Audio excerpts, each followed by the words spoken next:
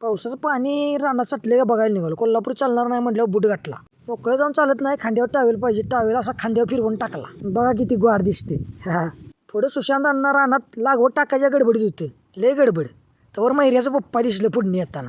नाम लिया आणि सैतान हाजीर. हो मैऱ्या आपला शाळेतला लहानपणीचा मैत्र. पुढनं अण्णा आला. अण्णा म्हटला बसतोस काय गाडीवर. एक थाप टाकून गाडीवर बसलो. चला. अण्णानं नावाची पाक वाटच लावली. समीरप्पा पुलारी नाव आहे आणि यो म्हटला समीरप्पा चौगुले. कसं आहे वातावरण आमच्या गावाकडचं बघा. अण्णा म्हटला फोन का नाचवायला लागला एवढा. अण्णाला म्हटलं तुझा व्हिडिओ करायला लागली. असं ऐकून अण्णा मला वाटत मध्येच सोडून गेला. ते बघा अण्णाला जाऊ दे. भात बघा कसा हिरवा गार आहे. कसा हिरवा गार. इकडे बघा भुईमुग पण कसा आहे.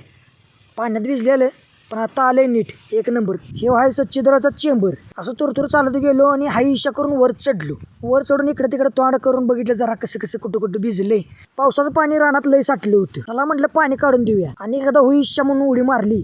घाम पुसला. घामले आला होता. आता खातोय तेवढं तर काम केलं पाहिजे म्हणून पाणी काढून दिलं. चिखलानं बूट लय भरला होता. हे बघा बुटाचा चिखल तर काढला पाहिजे, नाहीतर बूट घरी धुवून तर नेला पाहिजे. नाही पप्पा बुटानच हाणेल. असल्या चिखलाच्या बुटानं हाणल्यावर लय भारी शिक्का उठतील म्हणून बूट का नाही धुवून घेतला. इथलं कामावर लय म्हटलं तोंड घराकडे काढले. असा होता आपला पहिला व्लॉग. व्हिडिओ कसा वाटला कमेंट करून सांगा आणि हो त्याच्या आईला फॉलो करायला विसरू नका.